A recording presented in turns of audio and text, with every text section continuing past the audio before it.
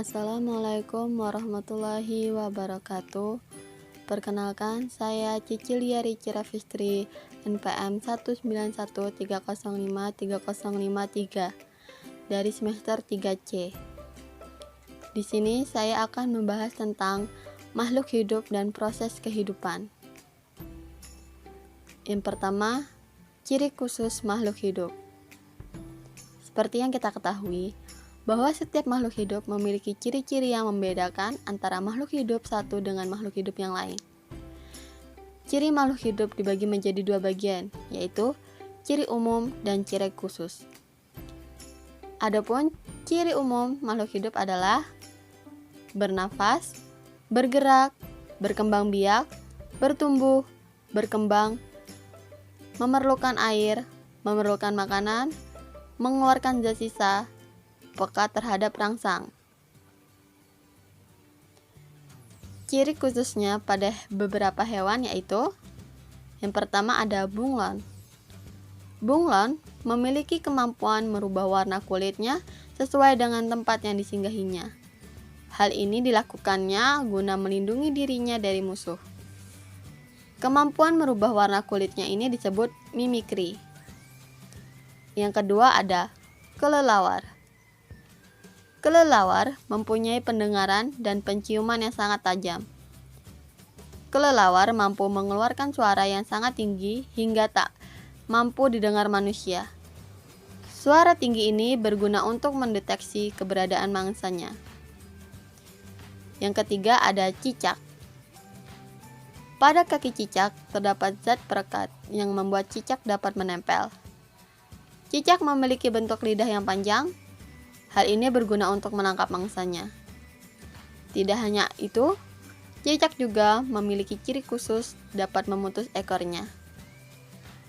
Cicak memutuskan ekornya untuk mengelabui musuh. Ciri khusus yang dimiliki beberapa tumbuhan. Yang pertama ada cemara. Habitat pohon cemara adalah di tempat suhu panas. Sehingga jika diamati, cemara memiliki bentuk daun yang runcing. Hal ini berguna untuk mengurangi penguapan. Yang kedua ada putri malu. Putri malu memiliki ciri khusus pada daunnya. Jadi, daunnya akan mengatup saat disentuh. Putri malu sangat peka terhadap sentuhan. Yang ketiga ada pohon jati. Pohon jati memiliki cara unik untuk beradaptasi dengan lingkungannya. Pohon jati akan menggugurkan daunnya ketika musim panas atau kemarau, yang tujuannya adalah untuk mengurangi penguapan.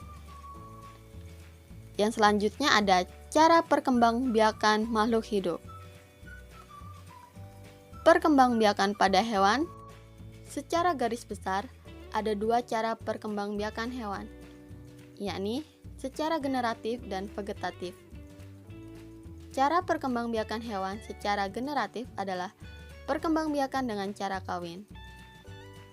Perkembangbiakan generatif ada 3 macam, yakni vivipar atau beranak, ovipar bertelur, dan ovovivipar bertelur dan beranak.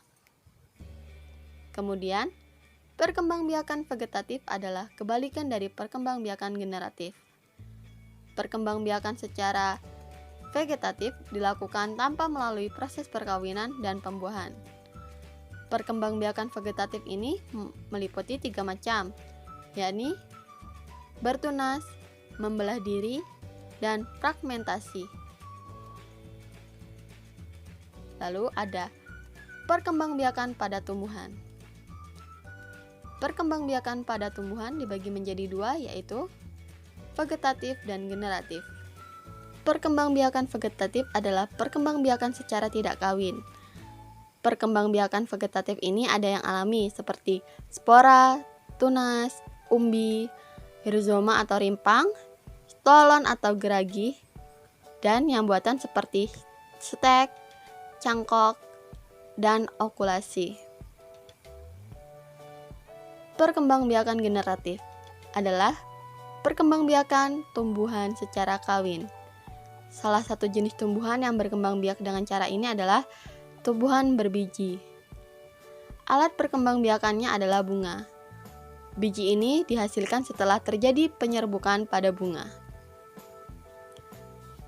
Ada beberapa macam penyerbukan pada bunga atau tumbuhan, yaitu yang pertama ada penyerbukan sendiri, yaitu jika serbuk sari dan putik berasal dari bunga yang sama. Yang kedua ada penyerbukan tetangga, yaitu bila serbuk sari terbang ke bunga yang berbeda tetapi masih dalam satu pohon. Yang ketiga, penyerbukan silang, yaitu jika serbuk sari hinggap ke putik bunga lain di pohon lain yang masih sejenis. Yang keempat ada penyerbukan bastar, yaitu penyerbukan yang terjadi jika serbuk sari jatuh di putik bunga lain dan tumbuhan yang berbeda jenis.